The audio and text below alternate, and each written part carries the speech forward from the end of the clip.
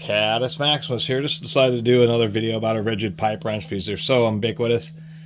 This happens to be the 18-inch, the 818 aluminum HD, which is slightly different from this offset wrench, which is also an 18-inch rated. It just says straight up heavy duty. Other oddball differences, it may be just differences in manufacture time.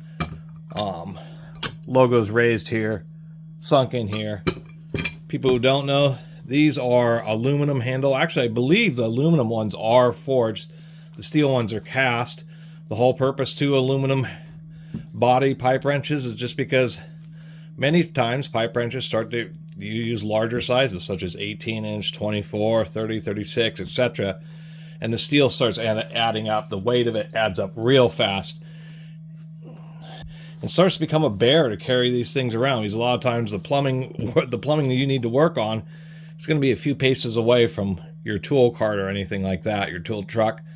So it's been real common to have these aluminum body wrenches just to reduce some of the weight. In all realism, they're as heavy duty and as strong as the steel ones, but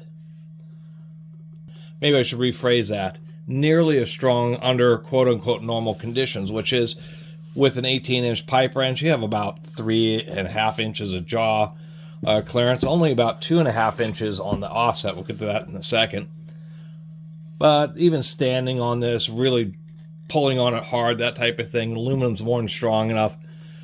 Certainly holds up durability-wise. That's kind of why I like reviewing old used tools. These kind of dings, this may be from somebody hammering against something, but you know, as far as beating around toolboxes, aluminum's just great. It's just when you start using a sledgehammer on the handle of an aluminum wrench, or use a cheater pipe, an extension pipe on it, aluminum can be significantly more rigid than steel. It's certainly much more prone to cracking and work hardening. And so what ends up happening, I mean, it can bend, but not to the degrees like steel, where if you're using a big cheater pipe on a steel wrench, either it'll just take the extra leverage or you'll start to feel it bend. And I've seen plenty of pipe wrenches with bent handles, and you'll feel it or see it bending and then stop. Where when it comes to the aluminum, it will bend a little bit and then it tends to just want to snap right off. And so that's the kind of deal. Ultimately, the steel is going to be, I would say, more robust than the aluminum handles, but under proper situations, aluminum is just fine. And if you're working on such big pipes that the 18 inches and cutting it, that's the whole reason they make such massive pipe wrenches. Get the right size tool for the job. Get a 24-inch or a 36-inch or 48-inch or whatever you need. So I'm on, both sides. I'm recognizing that aluminum just isn't quite as robust as steel. But man, it does save a lot of weight. It makes it a lot easier dealing with heavy hand tools like pipe wrenches. Just makes them a lot more manageable. Although I am noticing a couple things that are less manageable. One, I was noticing on the offset, and I didn't realize that before, but we can see the offset version has a real tapered jaw to get into tighter spaces. I call these right angle, but I guess the proper term is offset. So we can see that the jaw shape is standard from a different one, but we can also see that it's actually a couple inches shorter, ostensibly to limit how much overhang the moving jaw stem sticks out. Otherwise, the dimensions are the same. You could certainly swap the jaw from this wrench into this wrench, but I had just assumed they both had the same jaw capacity, but no, the offset, the straight handle, I guess it would be with all of them, not just aluminum, has greater jaw capacity. And something else that is not deniable, here, let me zoom back out. If I measure from the end of this handle, here I'll measure this way so the numbers are right side up, from the top of the jaw to the edge of the handle here, on this, Ridgid 818, this is rated 18 inches, and Ridgid's been kind of notorious for this. What am I finding here? I'm finding 16 inches, just straight up. And that's measuring from the top of the jaw in the closed position. if I go 18 inches from the end of the handle, that's where the tape measure ends up. It'd be like the jaw being 2/3 of the way open. So I just don't really understand that, particularly because this offset one is also rated 18. I don't know if it says, yeah, it says 18 inches right there really clearly, so there's no confusion. And if I measure from the end of the jaw